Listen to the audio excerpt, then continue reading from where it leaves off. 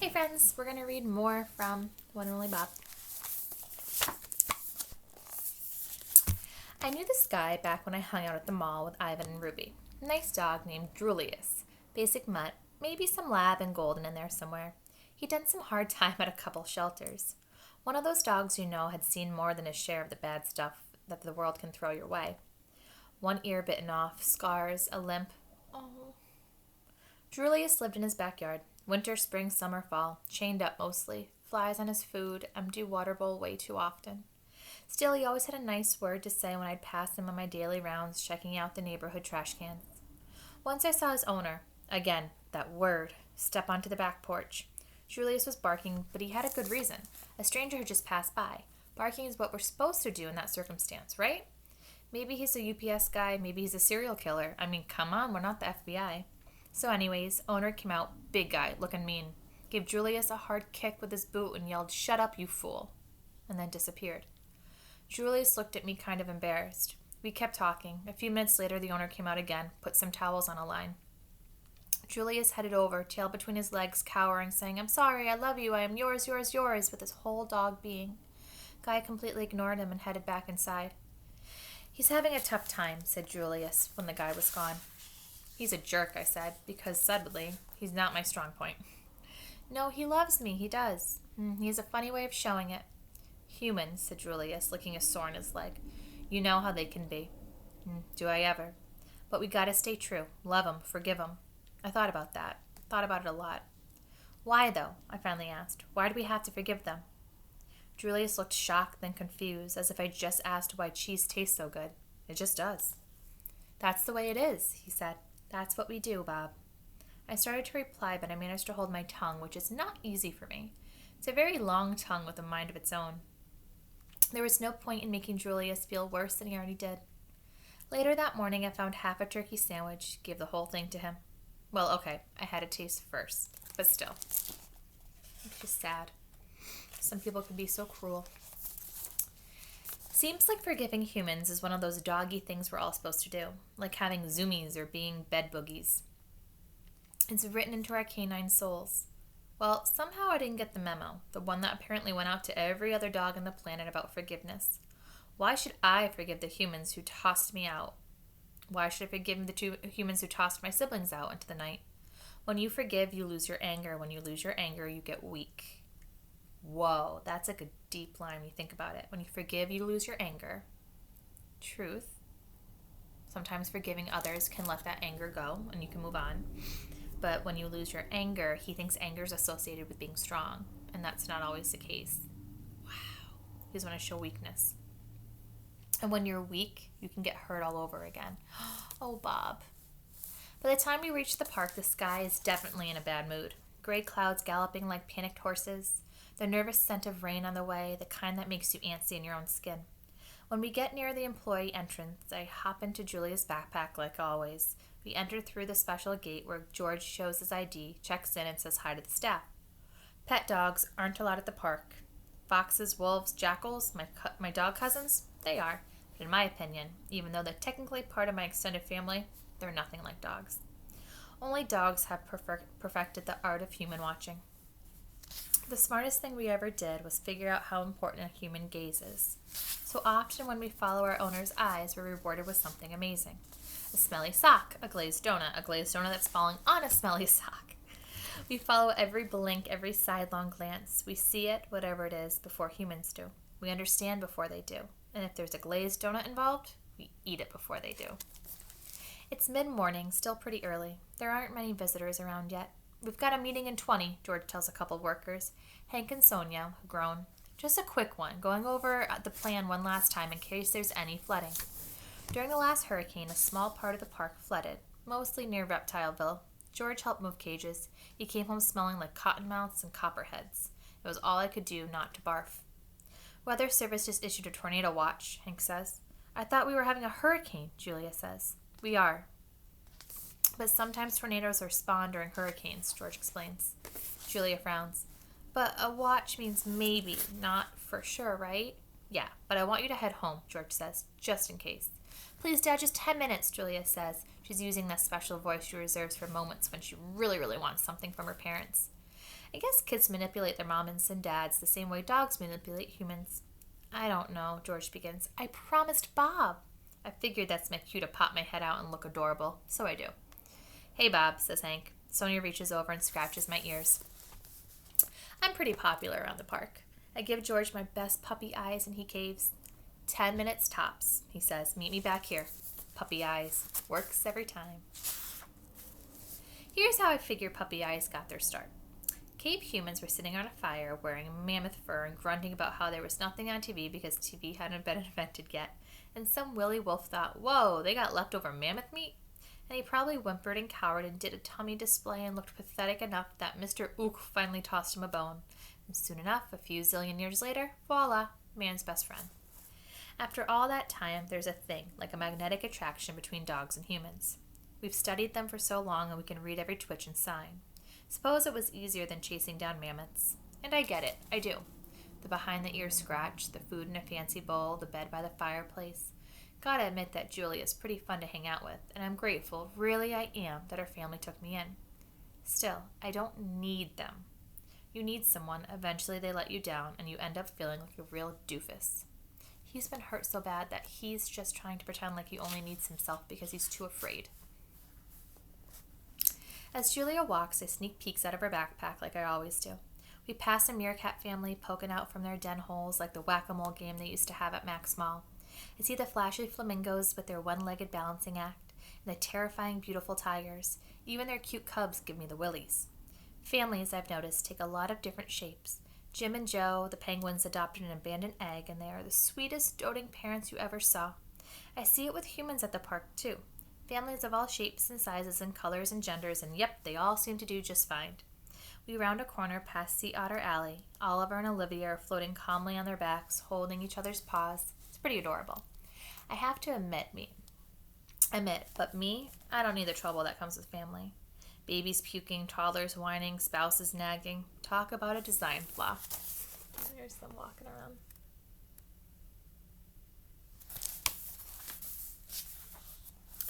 The park's pretty big. Lots of twisty paths and fascinating smells. All the parks have names. There's the African Aviary, the Outback, Penguin Cove, Lemur Land.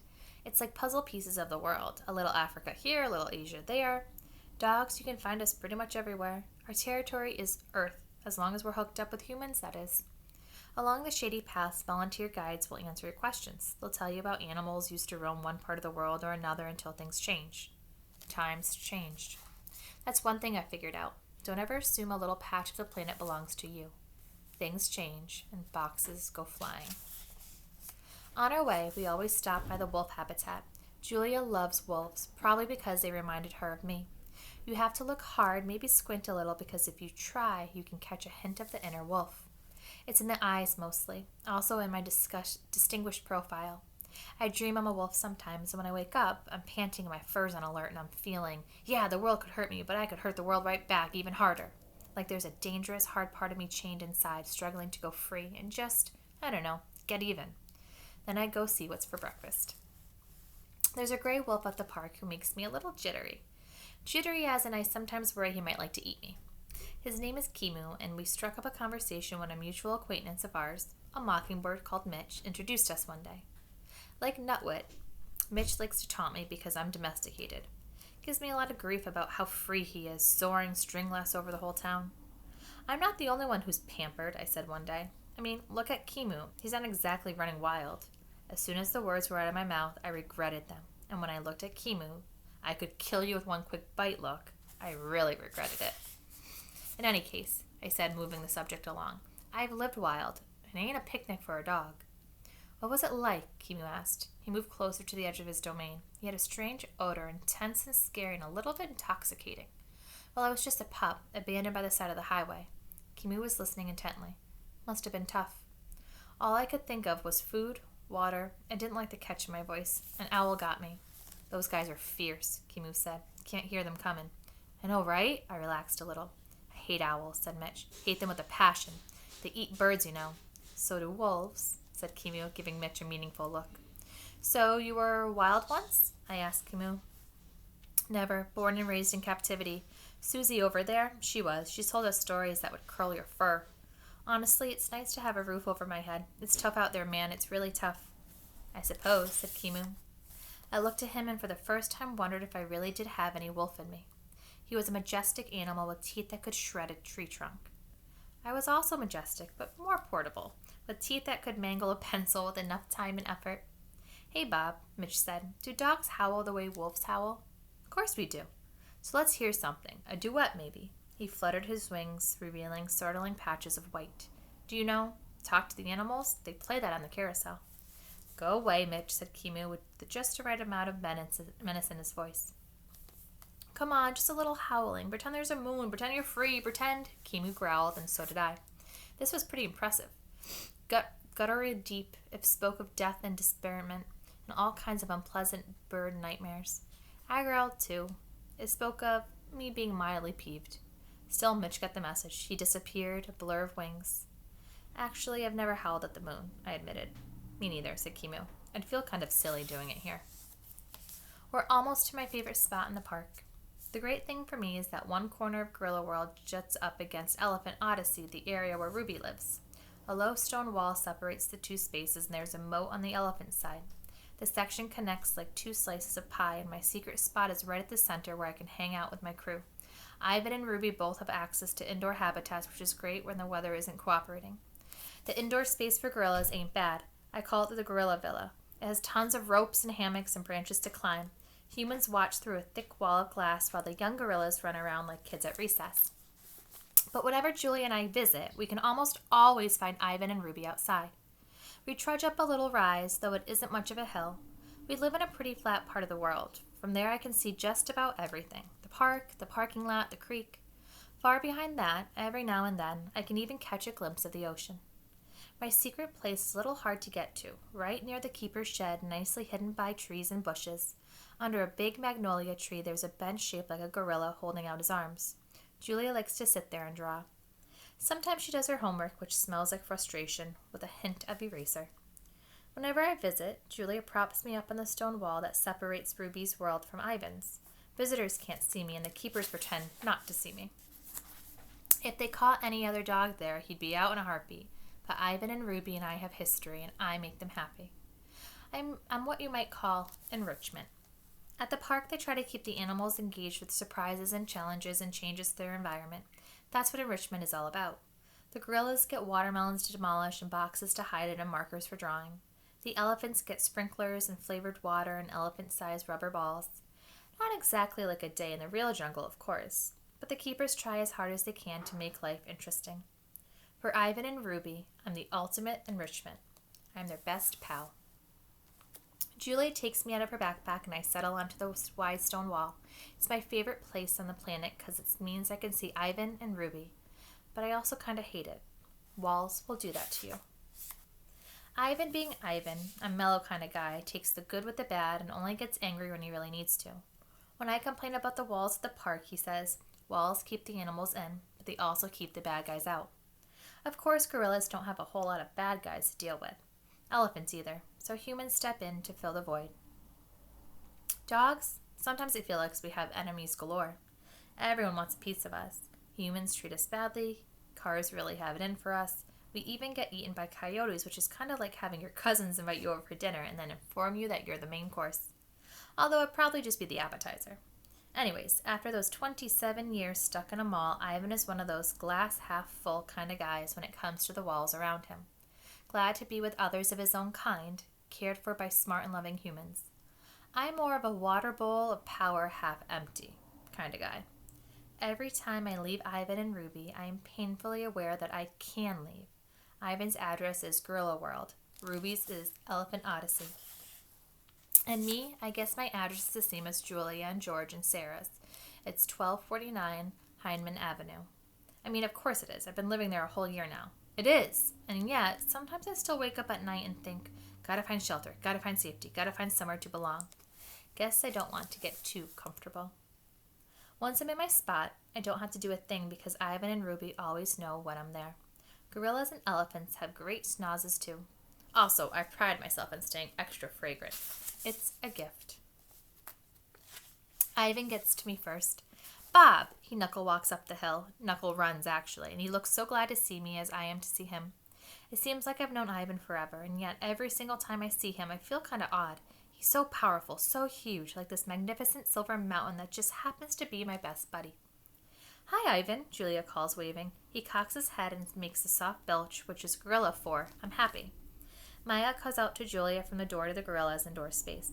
Maya is a zoologist, which is a hoity-toity way of saying she has a thing for animals. It was Maya and a lot of other good folks who helped get Ivan and the rest of the mall animals moved to better places. Julia unhooks my string and gives me a stern look. No funny business, you, she says, and then she kisses me on the head, and stay out of sight. Ivan sidles up as close to the stone wall as he can get. I was worried you wouldn't come today, he says, the weather and all. Another hurricane, I say. It's freaking everybody out. Above me, magnolia branches sway, leaves rustle and shiver, even the trees seem uneasy. What's new? Ivan asks. He lies back on the grass and wiggles contently, scratching an itch, no doubt. Not much. I had a weird dream last night. I pause. You were in it, with me and Ruby and Stella, too. Ivan gazes at the darkening sky. Stella. Now there was a great friend. Classiest elephant you'll ever hope to meet. The best, I agree. I miss the old gal. We fall silent. All go with you? I ask after a moment. No point in dwelling on sad stuff or bad dreams. Kenyani is getting on my nerves a bit. Ivan do this, Ivan do that, but she means well. Kenyani is Ivan's lady friend. Girlfriend? I've never been sure what they call it in gorilla world. Kenyani doesn't really approve of me. She thinks I'm a bad influence on Ivan. I like to think she's right. Ivan is 400 pounds of pure power, but Kenyani is 400 times scarier. Trust me. I've seen her in a bad mood. I've also seen her teeth. Make mine look like toothpicks. Ivan and Kenyani don't have kids, but there are a bunch of baby and juvenile gorillas hanging around. They call him Uncle Ivan, and he puts up with their antics. Ivan's always been a good sport. If I had a gorilla toddler hanging off me, I'd be tempted to use my toothpick teeth. Ivan and Kenyani are a lot like George and Sarah as far as I can tell. They grumble, they cuddle, they help each other, they tease each other. Sometimes it looks pretty nice. Still in all, when I smell love, I almost always smell worry. Seems like they're tangled together so tightly they'll never unravel. There's a reason I avoid all that mushy stuff. One big difference I have noticed between the two couples, Ivan and Kenyani enjoy eating bugs off each other. George and Sarah, not so much. I'll do one more. Ivan always seems like nothing scares him. Not even Kenyani, who scares the heck out of me. On the outside, I suppose that's how I look too. Tiny, but tough. But inside, well, sometimes, no matter how hard I try, I can't find that guy to save my life. It's like he's cowering in some corner of my heart. I hate it when that happens. I hate that I'm not the guy my friends think I am. The guy the world expects. I keep waiting for things to go bad on me. Worrying that my nice, tidy little dog life will blow up in my face. I think George is a worrier too. He'll get up in the middle of the night and head to the kitchen sometimes, his old slippers scuffling on the wooden floor. I always hear him, and always join him. When he opens the fridge, the light spills out like maple syrup on a hot pancake. Wonderful scents drift my way. Leftover meatloaf, stinky cheese, expired yogurt that someone might as well eat, and it seems like the dog is the safest bet. The smells rain about me, and yeah, my tongue starts hanging out. And I nudge George's PJ'd leg. You can't sleep either, huh? He'll say. Or maybe I can't tell if you have insomnia or just a very acute sense of smell. Both, actually. I wait. He usually makes himself a PB&J with banana, which is good with me because the crusts are where you usually get the fun chew action. Now and then, after we eat, we sit on the back porch and George scratches my ears, especially my right ear. It's my favorite. I understand his worry, I think. George works so hard, and his wife was really sick for a long time, and he loves his daughter so much. Sometimes when Julia climbs in the school bus, I'll watch George watching her. All that caring and concern is painful to smell, especially the briny scent of the stray tear he'll flick aside with the back of his hand like sea spray. More than once, George and I have dozed off together. That's the best kind of snooze, if you ask me. Good, warm, safe in someone's arms sleep. Okay, I'll stop there. So we're finally getting into it, and I'm wondering what's going to happen with this storm, because they keep hinting at it, so it's going to play a main part in what's going on. I'm just curious about that.